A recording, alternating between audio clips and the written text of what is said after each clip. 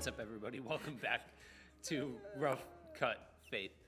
Guys, we are continuing on with our conversation covering a variety of different disciplines and principles and rhythms of life that we're getting a chance to have conversations about here, as well as hear messages about these concepts on Sunday. And so we're continuing on through this series. This time we are looking to Mike. Mike's going to go ahead and set the table for us and let us know what exactly we're talking about this week.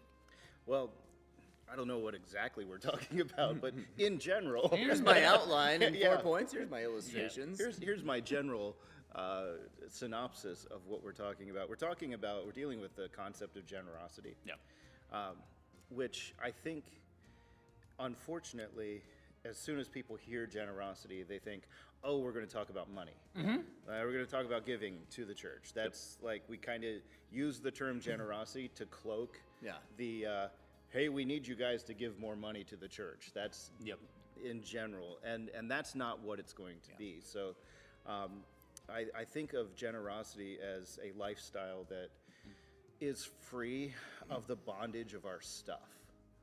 So when we live a lifestyle of generosity, we live with our things kind of grasped loosely. Open hands. Yeah, we live with open hands, and we start to recognize that the things that we possess are not there for our consumption, but for us to give to meet the needs of others. So that's not to, like, the things that we're trying to avoid when talking about generosity is heaping just piles of guilt and shame on people, whether that's people who feel like they don't give enough or don't do enough with their stuff. We don't want, like, that's not the point. We don't want people to walk away thinking, oh, I have too much, or feeling guilty for being wealthy, or heaping shame upon those who may have acquired wealth and through whatever means they have. I don't want anyone walking away with like, I have too much money and now what do I do? And now I just feel guilty about it. Maybe the concept is simplicity. Well, that's where I was going with it. Simplicity, that's why at the beginning when we were talking, I said it's like, generally it's generosity. But more specifically, I think the message is going to focus a little bit more on simplicity. And generosity is the outcome of simplicity. And simplicity is more of the discipline that we'll deal with. In our planning session, when we were trying to figure out what were the things that we thought would be helpful for the church, if we were saying, how do we build on the foundations of belonging, understanding who God is, what it means to be a part of the people of God, and to let that affect the way we're transformed individually, but then how do we do that? What are the disciplines we bring into that process so that collectively we are also becoming that community of belonging? And that's where the idea of generosity came in, because if everybody's closed-handed, if everybody is looking out for me and mine only, then all of a sudden that affects the way that the community begins to express their faith.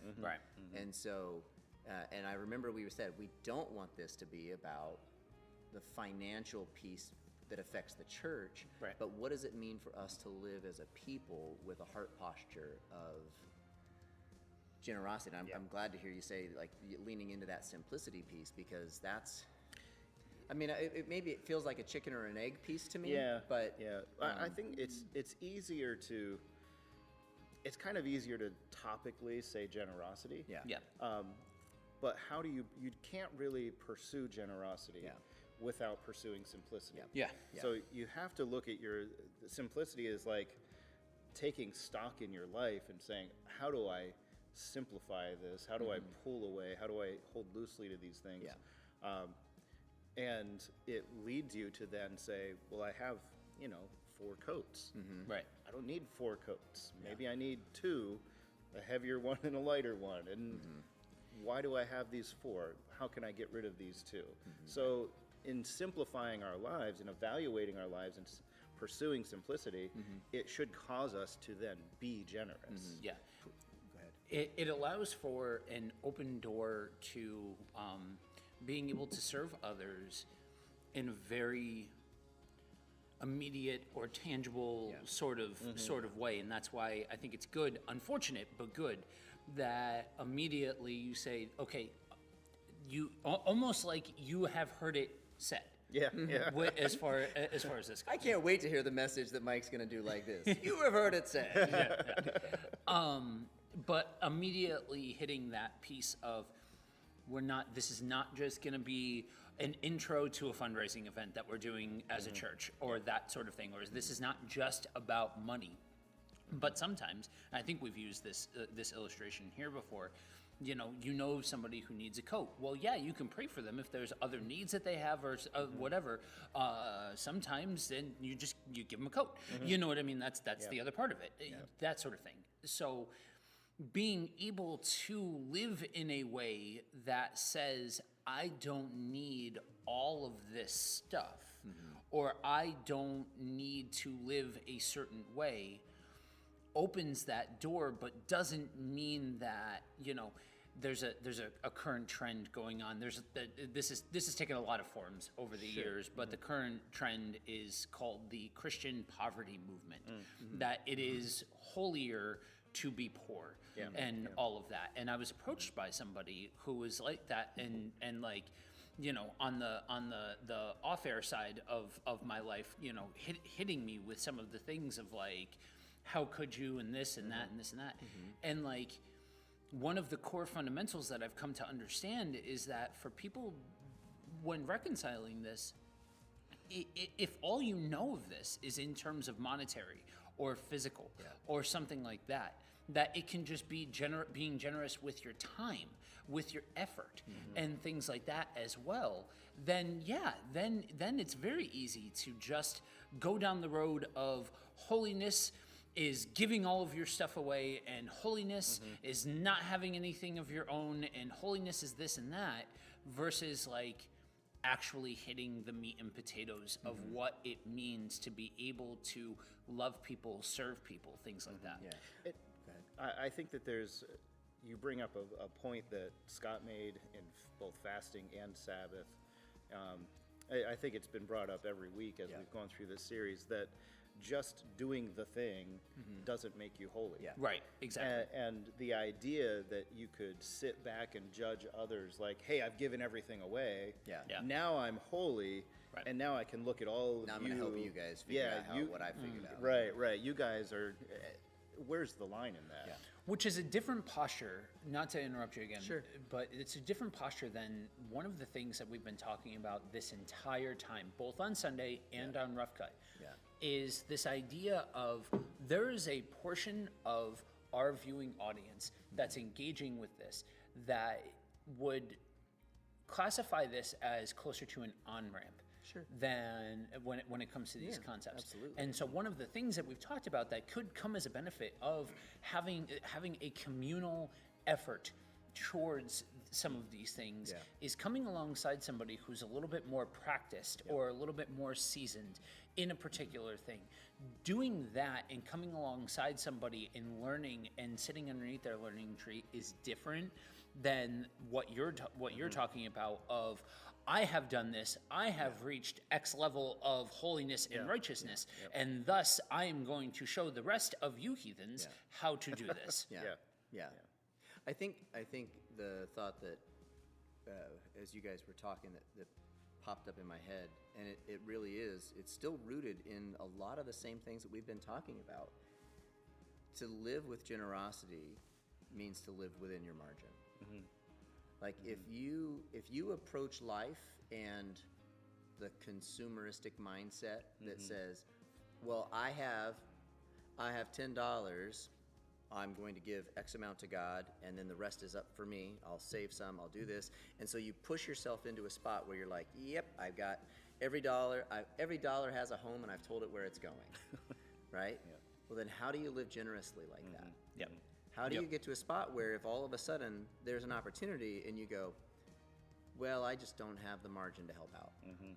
Yep. And what what the heart of what we're trying to do, or or to the other extreme, there is no plan for anything, and you're overextended beyond your capacity, and so it's like, well, I really want to help somebody, but I just can't unless I go into debt to do it, and then it's like, and then that builds the guilt, that builds the shame, that builds the self-condemnation of, I really felt like God wanted me to help this person, and now I just feel bad.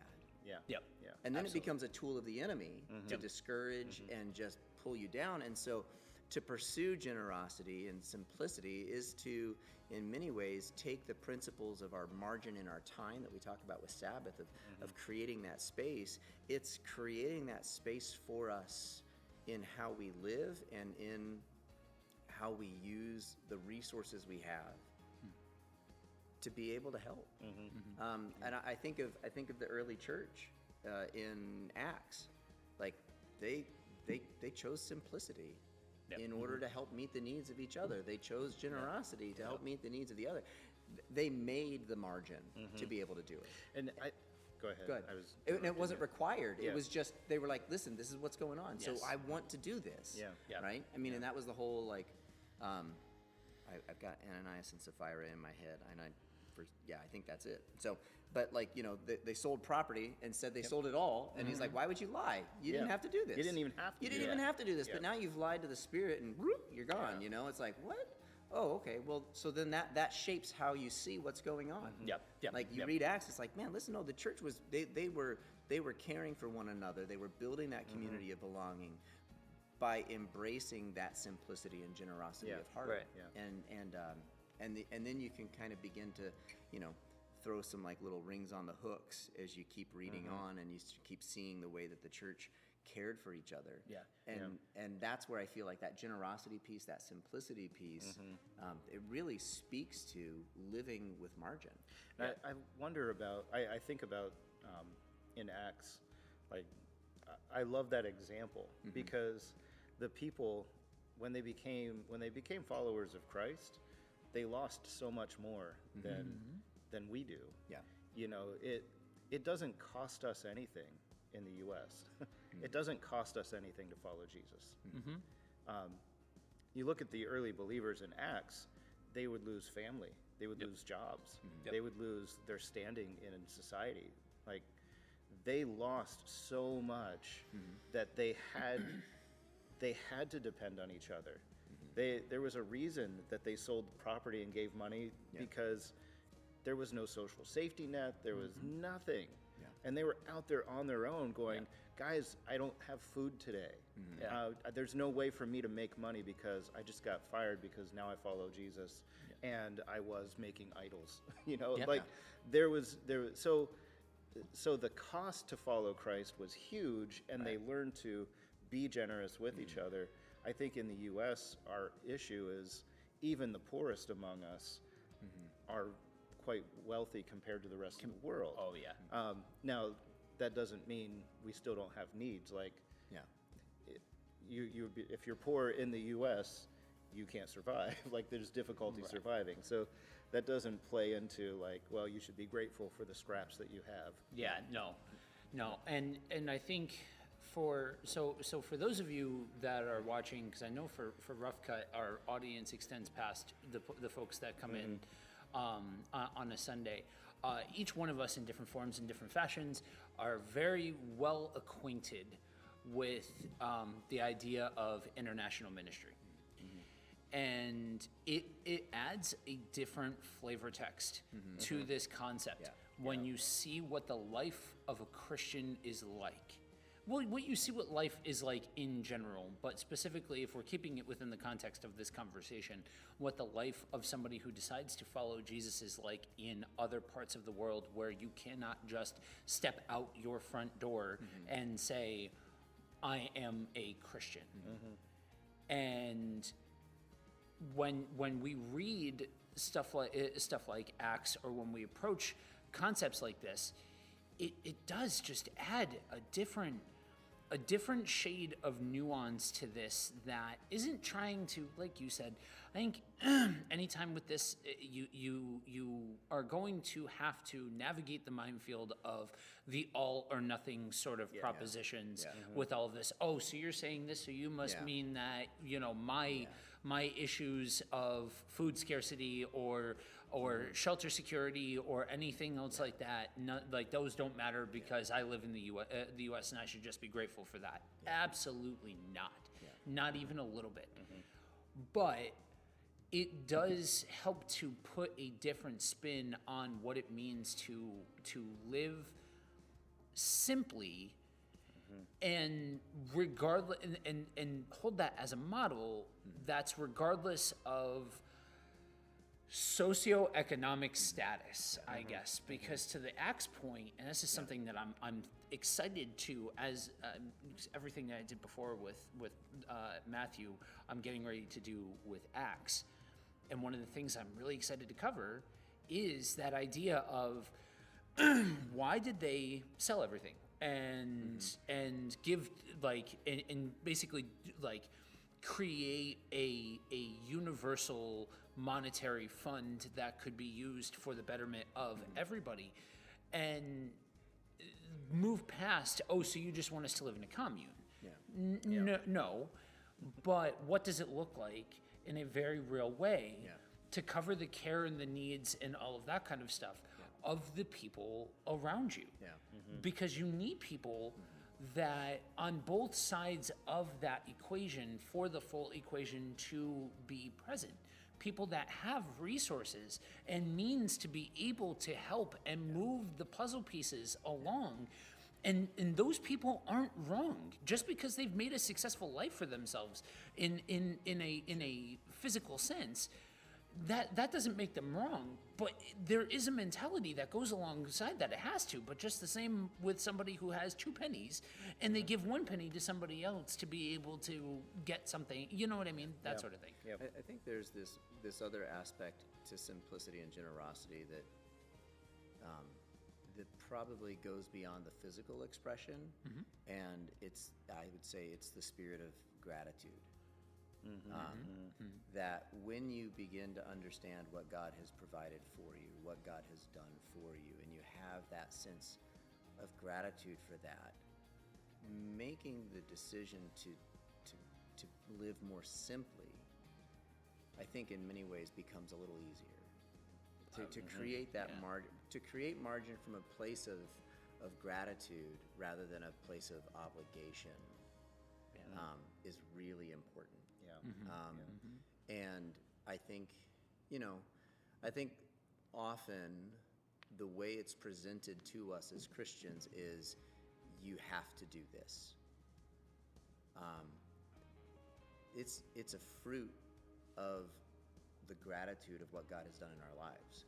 That, like, I look at Acts, it's a fruit of what God had done for them. They were like, hey, listen, look at what God's done. Let's take care of each other. And you factor in, like, people are in Jerusalem, traveling from all over the place. There's a bunch of people that weren't from there. Like, how do we take care of these folks? Well,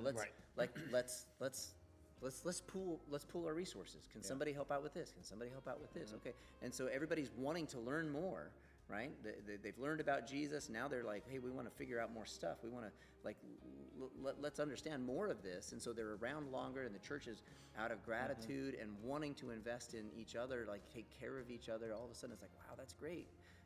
And then you end up in a spot where you show up at some church and there's like I've seen images of it where people post pictures of people that aren't giving to the church on the church wall. Oh my goodness. And it's like, and you'll get a call from somebody in the church that's saying like, hey, you haven't been supporting the church. And like, to me, I'm like, okay, so wait, what is the heart motive of that? Like, what is the intentionality of that? Because if we are helping people to learn how to love God, how to be gratitude for what God has done, like, listen, I'm all for supporting the church, but I will also say, like, there are other ways that you can be generous than what happens in the wall of the church. And so if we as Christians learn to live from a mindset of gratitude and pursue that margin of simplicity and generosity, then when your neighbor's hurting, you just go like, yeah, I got the means to help. Yeah. Somebody in the church is up against a hard wall. It's like, yeah, I've got the space to be able to help. And so it turns into more of an intentional like response to what God has done for us. Yeah. And living out of a place that allows us in those moments to go, here's a need, I can step into that need. Here's the reality of the kingdom. I can bring that in a tangible way into this person's life. Yeah. You know. Even past the tangibility. So I want to add a different light to this, just so that way for folks that are hearing this that are like, that's all well and good. I really don't have the means to be able to give. Okay, great. Yep. So I'd like to story time with the saints here for a second. Over the summer, I was asked to do something that I had a very hard time wrapping my mind around, and I would come back. It was when the church was being remodeled and all of that kind of stuff, and I was coming back here as like getting involved in projects, so that way I could just take a break from the stuff that was going on in a familial context and all of that kind of stuff. And there was a guy that I was working alongside. We worked alongside each other for most of the summer, and the other guys and I would joke about how this dude was just a walking motivational track. Because he will take the moment to stop and say, man, you're doing a great job. Yeah. Man, I love you. And all of that. And he took the time he asked me, how am I doing? And I gave him a canned response. And he said, nope, let's try that again. Let's try that again. Sounds about right. And that was a moment for me where somebody was coming alongside and saying, no, we're gonna pause the project here for a second. And we're just going to talk, and I'm going to give you the space and availability to be able to convey the incredibly heavy thing that you just had to walk through, or that you are walking through. And so it goes alongside, and it's kind of funny, knowing that you were going to do generosity on down the line. As I was formulating my sermon, I was like, "Don't steal his thunder! Don't steal his thunder!" But it's that same kind of idea where we get to do this for other people out of a space of how can we do this for other people, and a space of availability to be able to utilize times and gifts and talents to just be able to just be who we are, and out of that posture be able to benefit and bless somebody else. I think that's going to be a huge part of this, as I'm kind of formulating thoughts around it over the last week, kind of thinking through the beats I really want to hit in this topic. The time and availability issue, that's kind of distilled down to me. Like, generosity and physical things are what we think about. Whether it's money or needs that somebody has, we give those things away. But on a deeper level, it's how we use our time. We are using our time. If we examine our lives and think, how much of my time is spent pursuing some sort of object, some sort of lifestyle, maintaining some sort of lifestyle, pursuing a passion like that. I want this thing, or I want to live this way. There's nothing wrong with that on its face. Like, that's okay to pursue things. But then when you examine it and go, oh, like 60 hours of my week are pursuing that. My free time is pursuing that.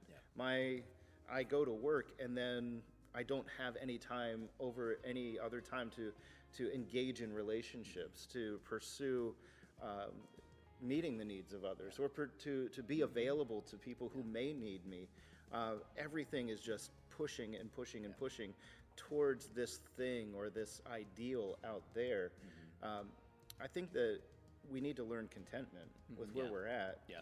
And I don't like it. I'm not sure if this is a Dave Ramsey thing or what, but he annoys me. Yep. Yep. So, yeah. This is also not going to be an on-ramp for Financial Peace University. It won't. Okay. Yeah, no, it won't. I don't get the concept of saying, here's what I want, and here's how much money I need to make in order to live this. Yeah. That's one way of looking at it. And so you go, oh, I want this life, Yep. and therefore, Yeah. we both need to work 50 hours a week. Yep. And we also need to have something else on the side over here. Yeah. Right. And we got to push this, and then we will live our dream. Yeah. Yep. Well, where is anyone else in that? Where's your community in that? Yeah. Yeah. Better to say, Yeah. what has God provided?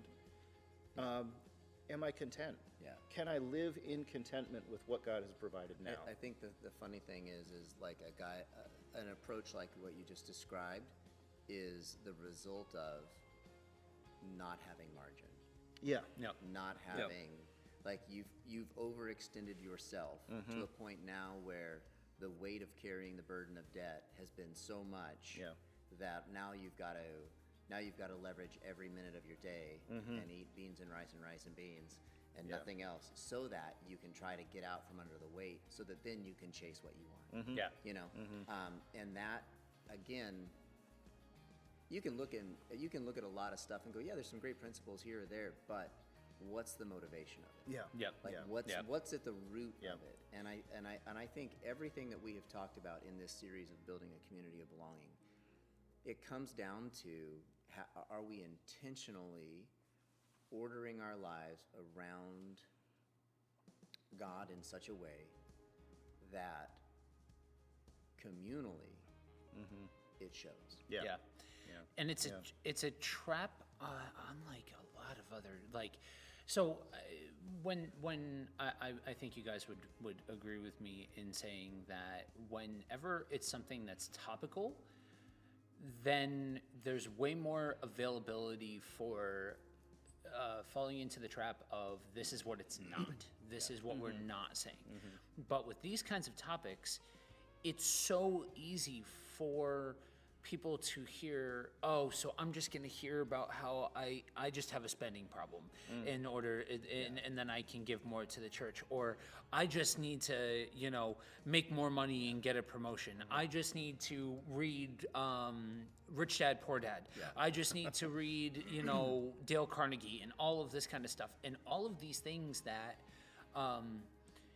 it fascinated me that these things were a part of Christian culture, because I stepped into Christian culture with the entrepreneurial context and what you were describing during your message yesterday about cutting the candle Yeah. and lighting both ends. I'm like, that's a thing called grind culture that was very, very prevalent. And now there's starting to be a boomerang away from that, and realizing that that's just killing people. That's not actually getting people any closer to anything that they're trying to pursue or anything else like that. It's just burning people out. And that idea being so prevalent in and around these topics that you have to, unfortunately, clean out the wound first before you can actually get in there and say, this is what we're talking about. We are talking about an ethic and an edict that has been present since the Old Testament and has taken different forms with different groups in different ways that you can trace through the entirety of the biblical canon, that is a way of life that produces life that we get to engage with and we get to do. And if we understand what Jesus was getting at, if we understand what the Bible is getting at, then we can understand that even though, yes, there's complications and we have to wade through it and we have to figure out, okay, how do we go from this to going like this, then if we can move past that point, then we realize there's so much joy in being able to produce the fruit of this way of being, namely because it doesn't, like, we respond to it, but this is a supernatural thing. This is a God thing that happens as a byproduct of us engaging him, and then we get to bring that into the communal context. Whether it be if you know somebody who just got hit with a surprise bill or a surprise this or a surprise that, their furnace broke, their this broke, car broke down, whatever, and you can help out. Sure, that can take the form of a tangible or monetary investment into somebody else's situation. But just coming alongside somebody and saying, "How are you doing?" "Oh, I'm fine enough." "How are you doing?" You know what I mean? Like pushing in a little bit more, that could be even more valuable to a person's context by being able to give of your time to be able to invest in that person at a relational level. I think it's the relationships. I think that generosity stems from relationships. Yeah. I don't think that it's something that you conjure up. I think that's why I think simplicity is more of the personal pursuit, the individual pursuit of simplicity. Because you have to be relationally connected with people. And then when you're relationally connected with people, you start to realize, oh, they have needs. And maybe their needs are more important than mine. Maybe I can help them in a small way. Maybe it's time that they need. They don't need money, they need time. And maybe they need someone to listen. And if I'm spending all of my time pursuing my lifestyle or maintaining a lifestyle that I think I need, I don't have the time to spend with that person who could just use dinner together. So it's within the relationships that we form that we find the heart of generosity. But we won't get to those relationships until we cultivate contentment and simplicity in our own lives. I think it's I don't want to go back to a financial illustration, but I've been trying to think through that sense of relationship. For me, in listening to all of this, it really does come around, do we have the space in our lives for it? It really does. And the hard part is, and this is where I'll use the illustration, right? We don't get to control inflation. No. We don't get to control the cost of groceries. We can maybe adjust what we try to spend or how much we can bring in, but that's a response to something that's already been done. We don't get to control if somebody gets sick. We don't get to control if somebody gets we don't get to control any of that stuff. It's how we respond. And so if we continue to pursue margin from a spirit of gratitude, it gives us the ability to not invest in relationships out of frustration, to not invest in things out of like, oh, well, here's somebody else that's just going to take something else from me. And I think that's at the heart of what Jesus was saying when he said, build treasures in heaven. Like it's not doing something and just going, I'm going to be rewarded of this. That's I shoveled snow for my neighbor because she's older, has some mobility issues, and so I shovel her sidewalk every time it snows. I don't do that because I'm not out there going, whoo, this is worth a couple sapphires, I'm sure of it. I'm going to have treasure in heaven. I'm working on an extra floor on the mansion. Yeah, my goodness. That's such a terrible attitude to have. And that is not at all what Jesus was saying. He was saying that it goes back to, are you pursuing the kingdom of God or are you pursuing your own kingdom? Right. And that's ultimately what it always seems to come back to is this building treasures in heaven is like, you have two options here. You can build your own kingdom and there you're rewarded. That's good for you. That's what you get. Or you can give up on some earthly pleasures. You can give up on some things here that may make life easier or may Pull your be heart away from, convenient, but you're not pursuing the kingdom then.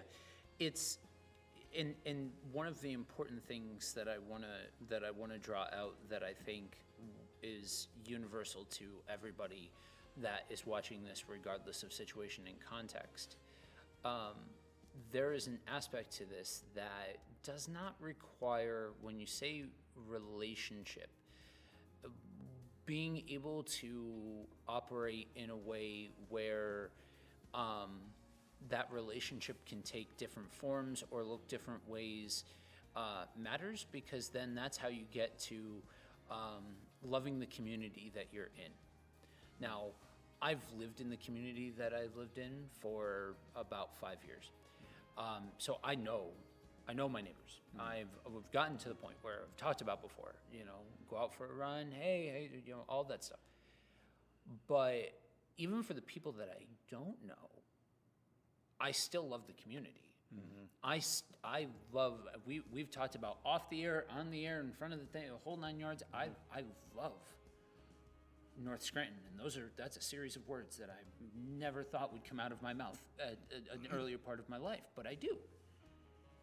And because of that, because I have care and compassion for this area, even for the people that I don't know, if I see a need, I'm still going to try and step into that context if I can.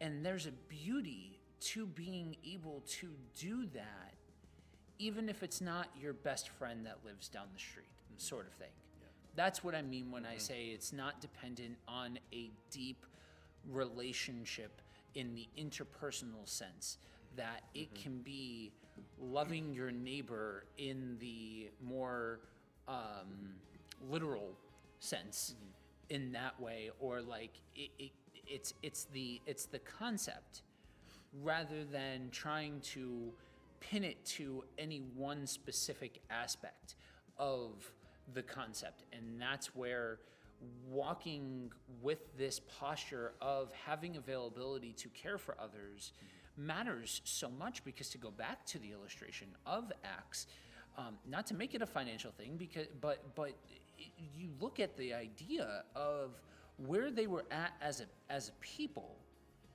and how easy would it have been for the people that were involved to be scared and to hold on to theirs and not open themselves up to vulnerability by investing in the community.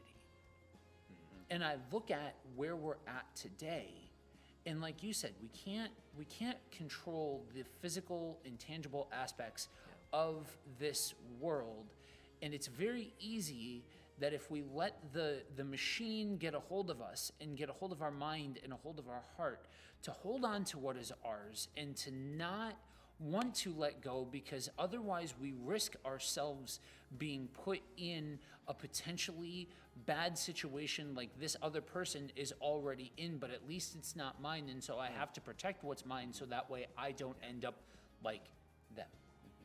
And that, again, that can look a variety of different ways. Sure. It's not just about the tangible aspect of it. Yeah. I think overall it has to, like that, the challenge this week is to be able to speak to every context. To be able to look at people who are on both ends of the economic spectrum. And say this also applies to you. And you shouldn't feel guilty about what end of the spectrum you're on. Right. Right. It has more to do with your heart and how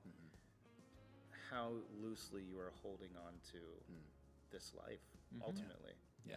That's the beauty of looking at something like this from a wide angle view, rather than trying to stick it to a very specific aspect of relationship or context or a means of being generous or any of those things.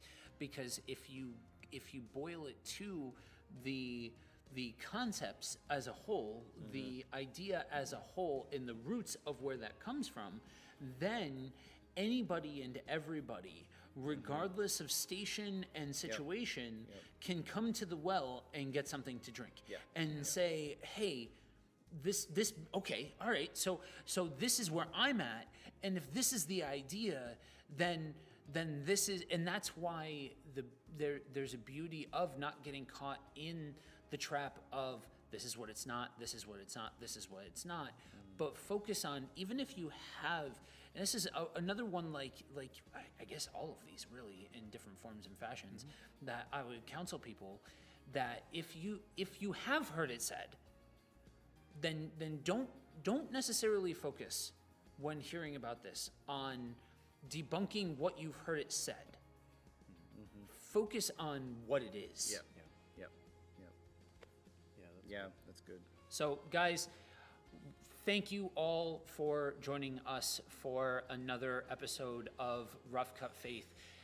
If there are any questions that you have about this topic, about these things that we cover, if you're watching through this whole series and you're like, man, there's something to all of this, but I don't really necessarily know how to on-ramp these things, you can do a couple of things. You can go ahead and drop a comment on this episode and engage with us there. We do keep an eye on these even after the fact, even if you're not watching this live on Thursday when it's premiering. If you are watching it after the fact, we still pay attention to those things and still really value hearing the discourse. And so go ahead and drop a comment. You can also email the church if you would like to ask your question in a more private setting. Shoot the show or shoot the church page a message on Facebook is another option as well. We look forward to hearing from you. And then also Sunday we have the usual Q&R time. If Mike says something and you're like, what in the wide world of sports was he talking about? Ask Scott. Ask Scott. All complaints and issues addressed to Scott at. So there's that time as well. But guys, thank you all for joining us, and we'll see you next week. Yeah.